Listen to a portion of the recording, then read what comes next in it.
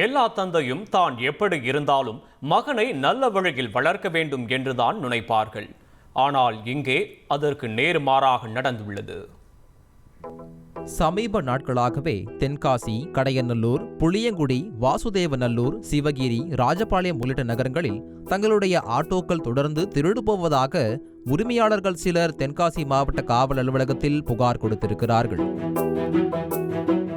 அந்த புகாரை பெற்றுக்கொண்ட தென்காசி காவல்துறையினர் ஆட்டோக்கள் அதிகமாக நிறுத்தி வைக்கப்படும் ஆட்டோ ஸ்டாண்டுகள் மற்றும் சாலைகளில் செல்லும் ஆட்டோக்களை சிசிடிவி காட்சிகள் மூலம் கண்காணித்து வந்திருக்கிறார்கள். ஆனால் அந்த ஆட்டோ திருடர்கள் குறித்து எந்த துப்பும் கிடைக்கவில்லை. இதனால் அந்த திருடனை பிடிக்க முடியாமல் போலீசார் திக்குமுக்காடி இருக்கிறார்கள். இந்த சூழலில்தான் ராஜபாளையத்தில் 2 மர்ம நபர்கள் ஆட்டோ ஒன்றை திருடும் சிசிடிவி காட்சி போலீசாருக்கு கிடைத்திருக்கிறது.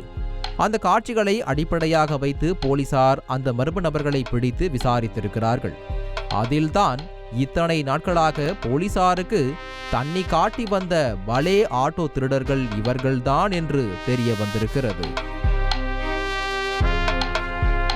கைது செய்யப்பட்டவர்கள் மைதீன் மற்றும் அவரது மகன் முகமது ராஜா. இவர்களது சொந்த ஊர் தென்காசி. இவர்களது முழு நேர தொழிலே திருட்டுதான். மைதீன் மேல் 10 வருடத்திற்கு முன்பு சைக்கிள் திருட்டு வழக்கும் மகன் முகமது ராஜா மீது பைக் திருட்டு வழக்கும் நிலுவையில் உள்ளன. அதோடு மைதீனுக்கு மொத்தம் 7 மனைவிகள். அதில் 4ஆம் தாரத்து மனைவியின் மகன்தான் இந்த முகமது ராஜா.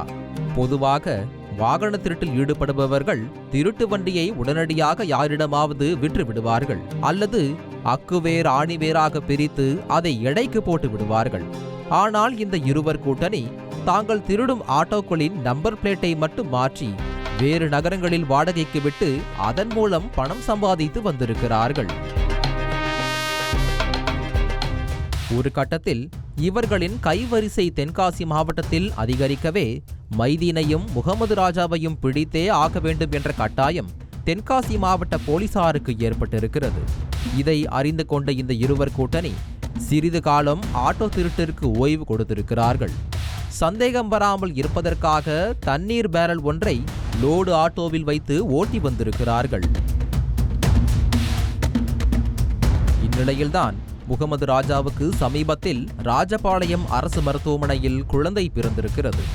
குடும்ப செலவுக்கு பணம் தேவைப்பட்ட நிலையில் தந்தையுடன் சேர்ந்து மீண்டும் அந்த ஆட்டோ திருட்டை கையில் எடுத்திருப்பது விசாரணையில் தெரிய வந்திருக்கிறது.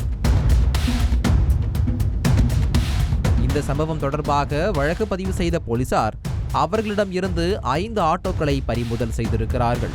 இதுவரை எத்தனை ஆட்டோக்களை இதுபோல் திருடி நம்பர் பிளேட்களை மாற்றி கைமாத்தி விட்டிருக்கிறார்கள்? இவர்களின் பின்னால் வேறு யாதேனும் திருட்டு மாஃபியா இருக்கிறதா என தென்காசி கிளைச்சிறையில் வைத்து விசாரித்து வருகிறார்கள். செய்திகளை உடனுக்குடன் தெரிந்து கொள்ள உடனே சப்ஸ்கிரைப் பண்ணுங்க.